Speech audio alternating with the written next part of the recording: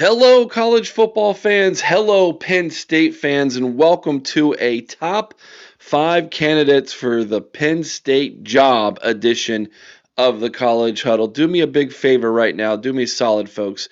Go ahead and like the video. Please consider subscribing to the channel. I see the numbers. A lot more of you are watching who are not subscribed than subscribed, which is great. We appreciate all the folks who come and give us a look and listen. We would like you a whole lot more if you subscribe to the channel because that will help us out immensely. And of course, we love to know what you think about what we think down in the comment section below. Before I reveal the top 5 candidates, I want to do 2 things. Number one, I want to address the big names. And then I want to explain to you how we came up with this list. And it was not just me, it was a collective effort. Number one, the big names. You're not going to find Nick Saban. You're not going to find Urban Meyer. You're not going to find Kirby Smart. You're not going to find Marcus Freeman. You're not going to find Ryan Day on this list. Doesn't mean Penn State shouldn't make phone calls. They absolutely have to kick tires on every single one of those names I just mentioned, okay? Every single one of them. They need to kick the tires on them. But we came up with what we feel is a list of 5 candidates who would definitely consider the job, could possibly be a really good fit for a number of different reasons, and candidates who we feel are viable for this situation. A lot of people laugh when you say Nick Saban. He's not going to Penn State. Urban Meyer, not going to Penn State. Ryan Day, not going to Penn State. Okay? Kirby Smart, not going to Penn State.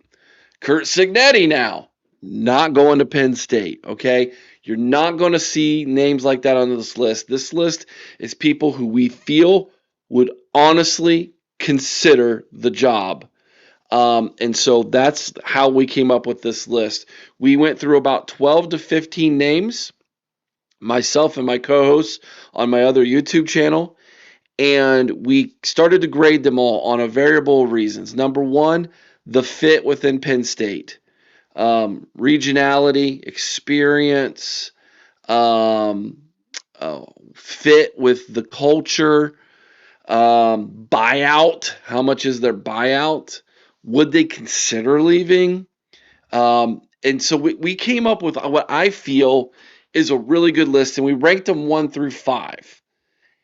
And so I want to just explain that, get that out there for everybody right now. And I'm sure there are going to be names mentioned that aren't on our list that you're going to want to say, hey, what about this guy? Or I heard this guy had been contacted, or he would consider it. And I'm sure that's the case. But this is the list that myself and my co-host came up with for you Penn State fans that we feel is legitimate. Let's start with number 5. And I know that this is probably going to be controversial for a lot of you, but hear me out. Number 5 on this list, meaning 5th best that we came up with, is Matt Rhule. Now, he's a Penn State guy. He would be like I don't want to call him the wayward son here coming home, because he never really had that opportunity to coach at Penn State. And I believe if he's given that opportunity, he jumps at it. He loves Penn State. That is well documented. Everybody knows it. And Penn State's a better job than Nebraska. Sorry, Nebraska fans, that's the truth. Penn State is a better job than Nebraska. Penn State's been to a college football playoff. You guys are just trying to make it to bowl games. Penn State legitimately was 1 game away from playing for a college football national championship a year ago. Nebraska, you're light years away from that. They have a better recruiting base, being closer to the DMV, Philadelphia. They can travel to the East Coast much easier. Nebraska basically has to beg kids from Texas to even consider them. The trip to California is not like it's a hop, skip, and a jump to LA to get kids to come to Nebraska. Similar in the idea that the university is kind of in the middle of nowhere type of thing. I would make an argument that Lincoln is actually a bigger city, more things to possibly do, but Penn State's got a little bit more pizzazz on their program right now.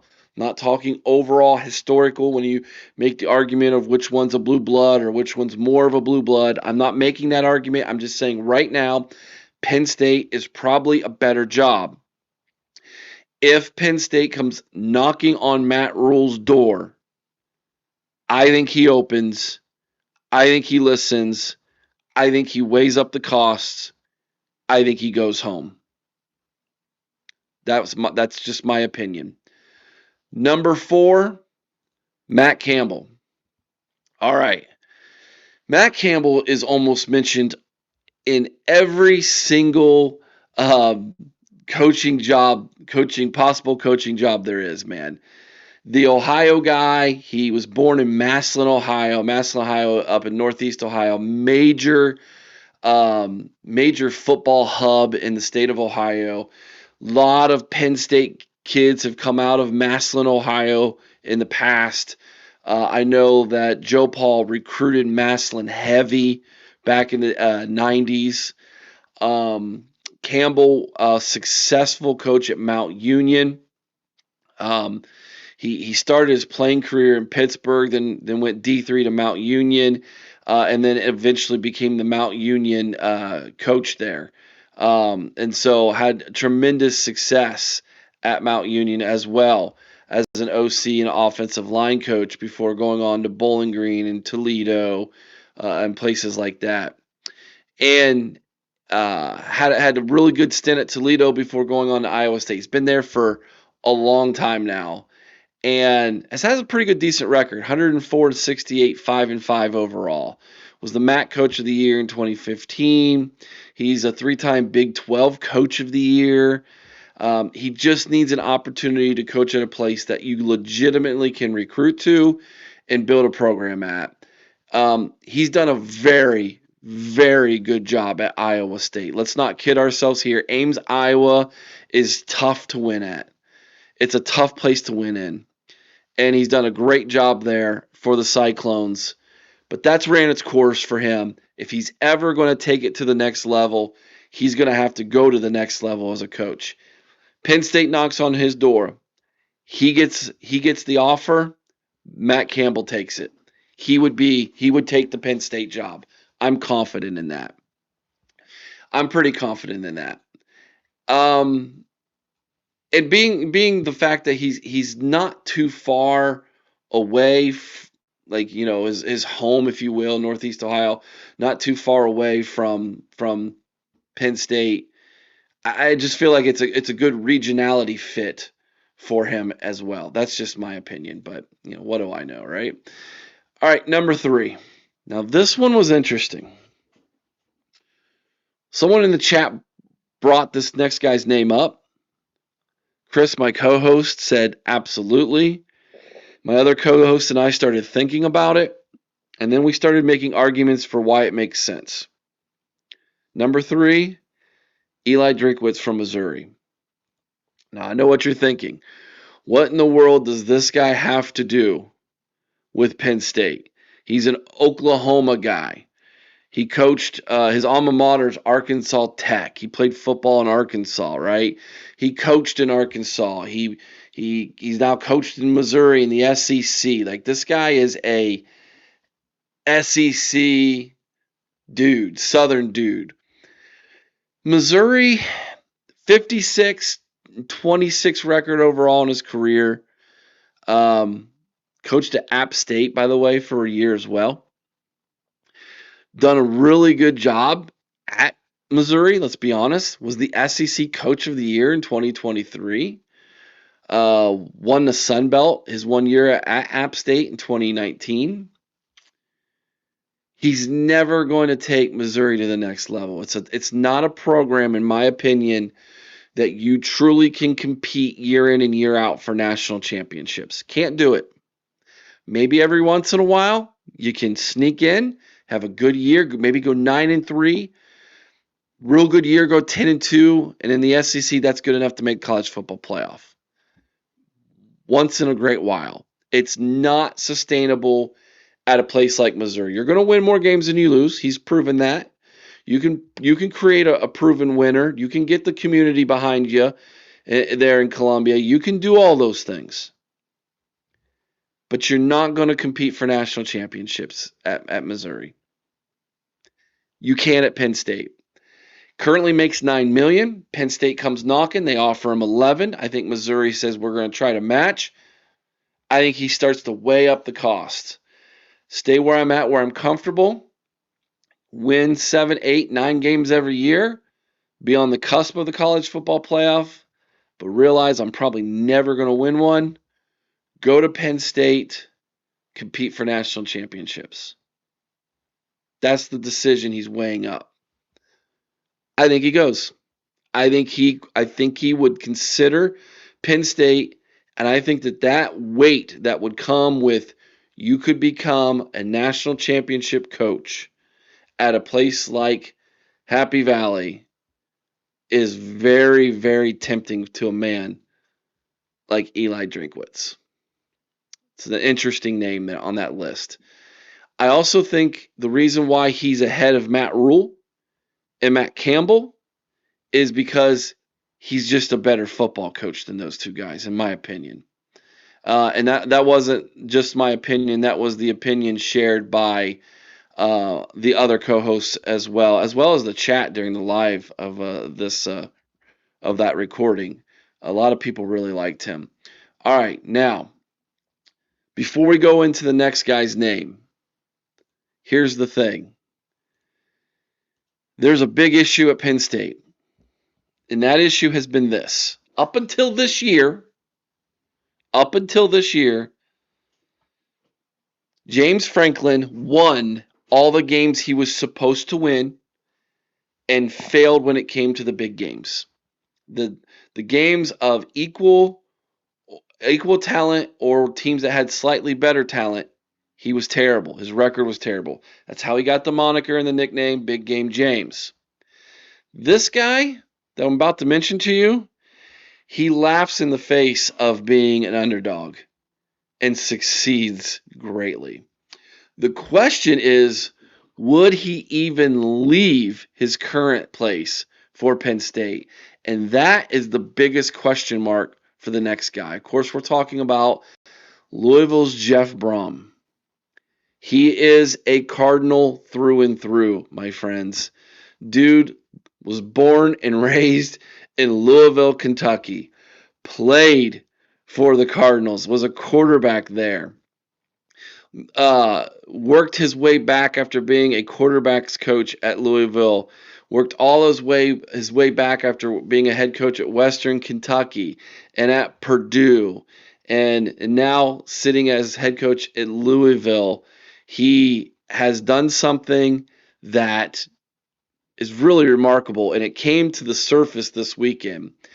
As an unranked underdog against top 5 teams, unranked, meaning not in the top 25, going up against teams who are ranked in the top 5 in the AP poll, this guy has a record of 4-0. That's unheard of. That is incredible, including a win while at Purdue over Ohio State, who I think was number 2 or 3 at the time. This past weekend, just beat Miami in Hard Rock. Again, Louisville was unranked.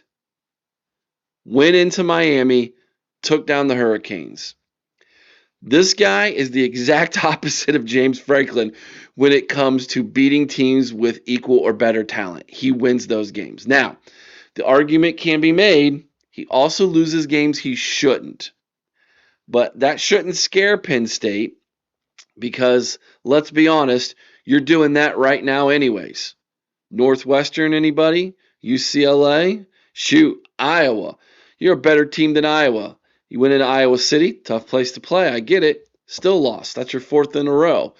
And I understand huge turnover on the offensive coaching staff, the entire coaching staff, things like that. Head man's not there anymore. I get it. But this guy is worth kicking the tires on as well. The biggest question is, would he leave Louisville? Well, his buyout, I believe, is less than $1 million. So when compared to the buyout of the first three I mentioned, you're going to spend less for this guy. His current contract, I believe, is $6 million. Would he go to Penn State for $10 million? Oh, he would definitely have to consider it. Question is, would Louisville be able to match? Would Louisville look at that and say, we're going to pull an Indiana here. We're going to make sure we've got our guy who we love, the hometown guy, the hometown hero, locked in and making him stay here. If Louisville were to match whatever Penn State offered, I believe he would stay at Louisville.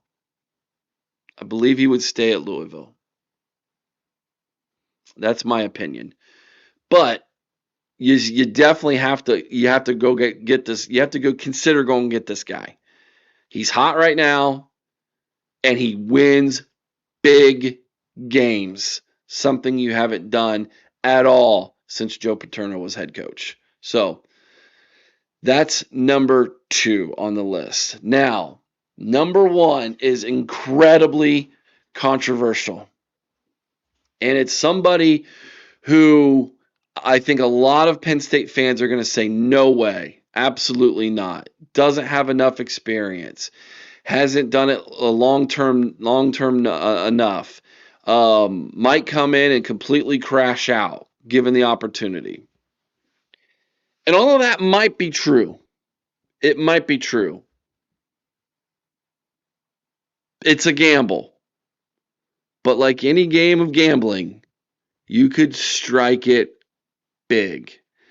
If this guy is the next big coach in college football, given how young he is, if he comes to Penn State and he is who some of us think he is, you might be downloading the cheat code for national championships for years to come. Not saying that you would win right away, but saying if you give him the resources that you gave James Franklin in this past year, the coaching staff that you tried to pay for James Franklin, the way this guy, I think, has a lot of energy around him, I think young players would gravitate towards him. I think multiple national championships could be in the cards. It's a gamble, but you might strike it big. Kenny Dillingham, everybody. 19-14 overall as a head coach in college football. That includes a 3-9 season in 2023. Also includes an 11-3 season last year with a Big 12 championship that no one saw coming. And he's currently doing pretty well in 2025. 5-2 overall, coming off a big win over Texas Tech.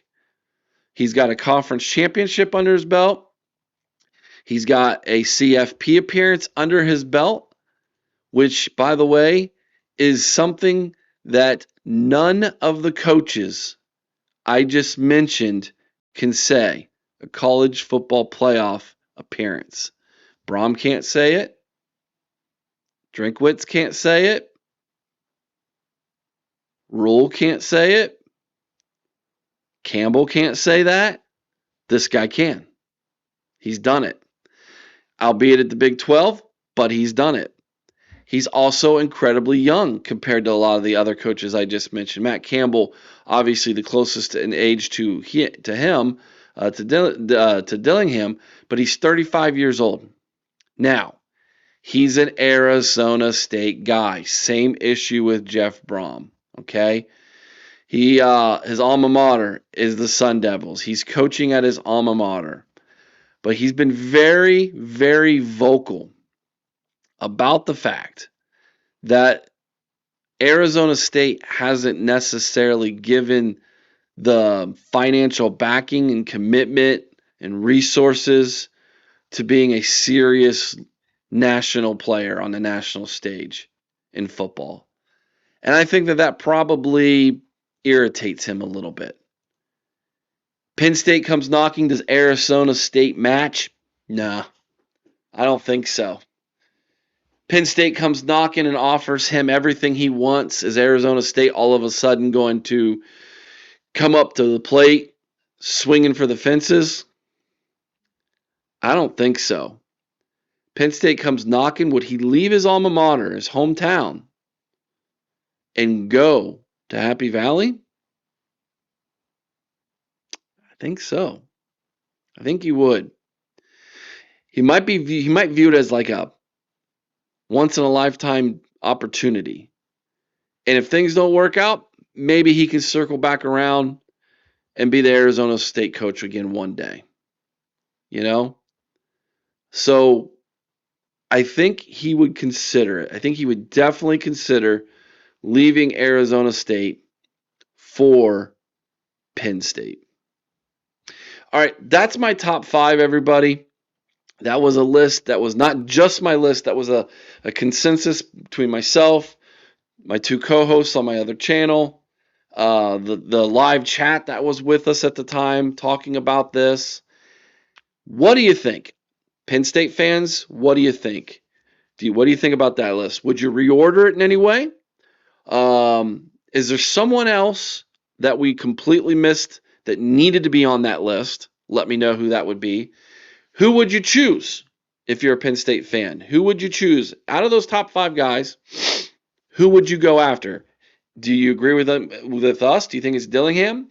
Do you think it's Brohm? Or are you a Rhule guy? And you're like, no, I want the Penn State guy. I want to bring home the prodigal son, if you will, back to Happy Valley. If that's the case, why? Let us know what you think about what we think down in the comments section below. Please consider subscribing to the channel. Have a great day, everybody.